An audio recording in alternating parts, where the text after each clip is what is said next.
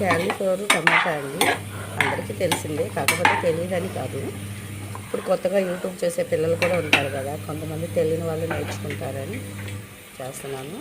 అందరూ చేసే వంటే, కాకపోతే నేర్చుకునే వాళ్ళకు ఉంటారు. అలాగా నేను కూడా చాలా వంటలు యూట్యూబ్లో చూసే నేర్చుకున్నాను కొత్తలో. అలాగే నేను ఫస్ట్ వీడియో పెట్టానండి ఎలా చేయాలనేది.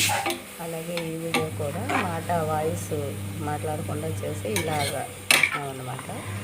5 నిమిషాలని చేయకూడదు చూపించాను. ఇంకా మనకి కూర దగ్గర పడుతుంది అన్నప్పుడు కొంచెం అన్నం ఉంచుకుంటే చపాతీలోకి, అన్నంలోకి, దేంట్లోనైనా వేసుకొని తినొచ్చండి. ఈరోజు సండే మాది క్యాలీఫ్లవర్ టమాటా కర్రీతో సరిపోయింది.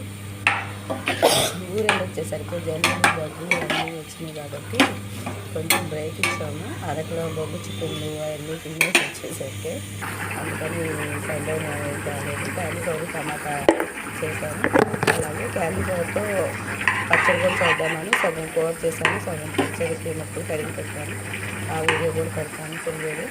అలాగే ఆ వీడియో లైక్ చేయండి, షేర్ చేయండి, సబ్స్క్రైబ్ చేసుకోవడానికి సపోర్ట్ చేయండి. కొత్తగా మన ఛానల్ ఎవరైనా చూస్తుంటే సబ్స్క్రైబ్ చేసుకోండి. ఓకేనా?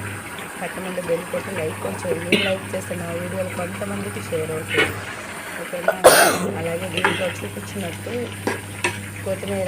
కొత్తిమీర ఎక్కువ వేసుకుంటే బాగుంటుందండి కర్రీ. ఎందుకంటే కొత్తిమీర మనకి బ్లడ్ కూడా శుద్ధి చేస్తుంది అంటున్నారు కాబట్టి నేను రక్తాన్ని చాలా బాగుంటుంది. కొత్తిమీర ప్రతి ఒక్క కూరలో ఎక్కువ వేసుకోండి. మాకు పల్లెటూరులో అసలు కొత్తిమీర వేసుకుంటారని తెలియదు, నాకు విజయవాడ వచ్చాకే తెలిసింది.